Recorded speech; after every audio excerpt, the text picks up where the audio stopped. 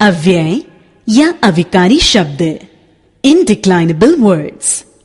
अव्यय, अ व्यय या अविकारी का तात्पर्य है जिसमें किसी भी कारण से कोई विकार उत्पन्न न हो, अर्थात कोई परिवर्तन न आए।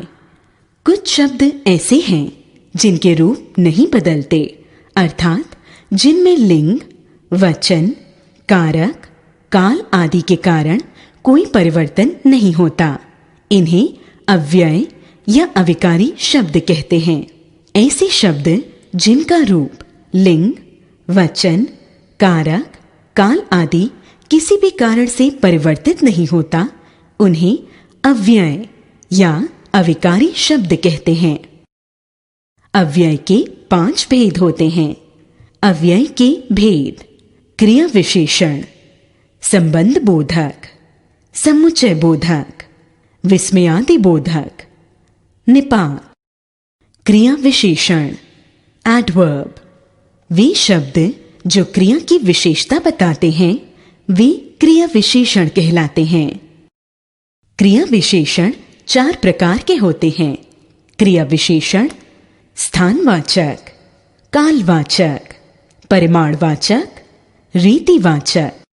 क स्थानवाचक क्रिया विशेषण: जिस शब्द से क्रिया के स्थान का बोध होता है उसे स्थानवाचक क्रिया विशेषण कहते हैं।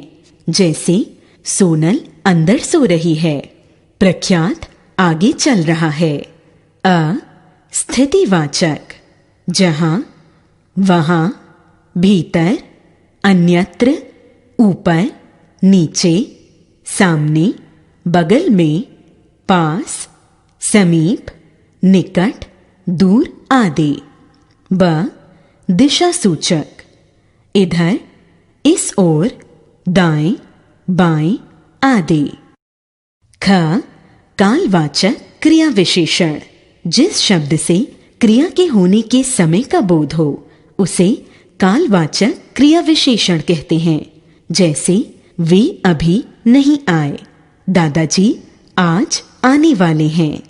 अ समयवाचक: आज, कल, परसों, जब, तब, अब, अभी, तुरंत, पहले, पीछे आदि। ब अवधि सूचक: आजकल, नित्य, सदा, लगातार, दिन भर आदि। स बार बारता सूचक: बहुधा, प्रतिदिन, बार बार, हर बार, कई बार आदि।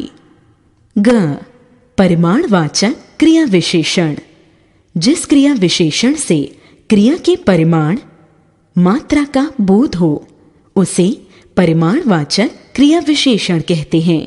जैसे तुम कम पढ़ते हो, मोहन बहुत खाता है। घ रीतिवाचक क्रिया विशेषण: रीति का अर्थ है ढंग या विधि।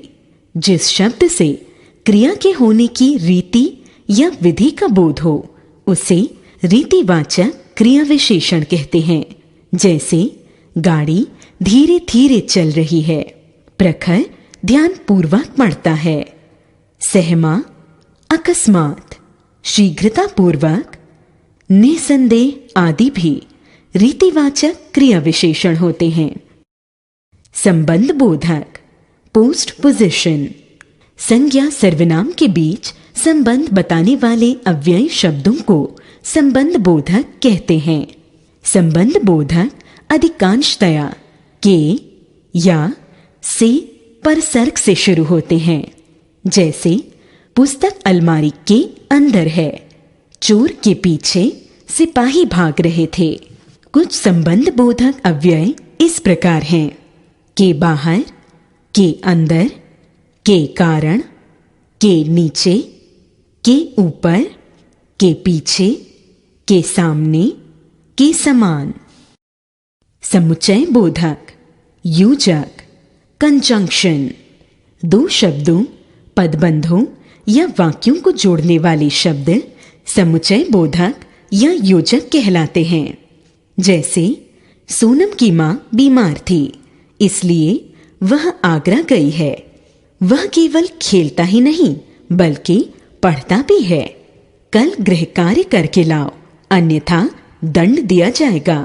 भगवान ने तुम्हें बुद्धि दी है, किंतु तुम इसका उपयोग नहीं करते।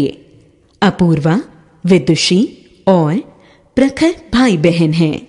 कुछ अन्य समुच्चय बोधक शब्द इस प्रकार हैं, परंतु, यानी, मानो, अपितु, फलस्वरूप, वरना, या, अथवा आदि। विस्मयादि बोधक इंटरजेक्शन आश्चर्य, शोक, घृणा, प्रसन्नता आदि मनोभावों को व्यक्त करने वाले पदों को विस्मयादि बोधक कहते हैं। जैसे शाबाश, तुमने मैच जीत लिया। वाह वाह, तुमने तो कमाल कर दिया। हे भगवान, मुझे उठा लो। हाय, यह सब कैसे हो गया? छी छी, कितनी बदबू है। मनोभावों को व्यक्त करने वाले कुछ अन्य विस्मयादि बोधक शब्द इस प्रकार हैं। वाह वाह, शाबाश, हाय हाय, ओह, उफ, बाप रे बाप, छी छी, हे राम। निपात, जिन अविकारी शब्दों को जोड़कर कही गई बात को प्रभावशाली बनाया जाए, वे अव्यय शब्द निपात कहलाते हैं। जैसे ही, भी, तक, भर, मात्र। मोहन जा रहा है, मोहन ही जा रहा है, मोहन भी जा रहा है। वह अभी नहीं आया, वह अब तक नहीं आया। वह खेला, वह दिन भर खेला। वह मात्र 2 ही गेंद खेला।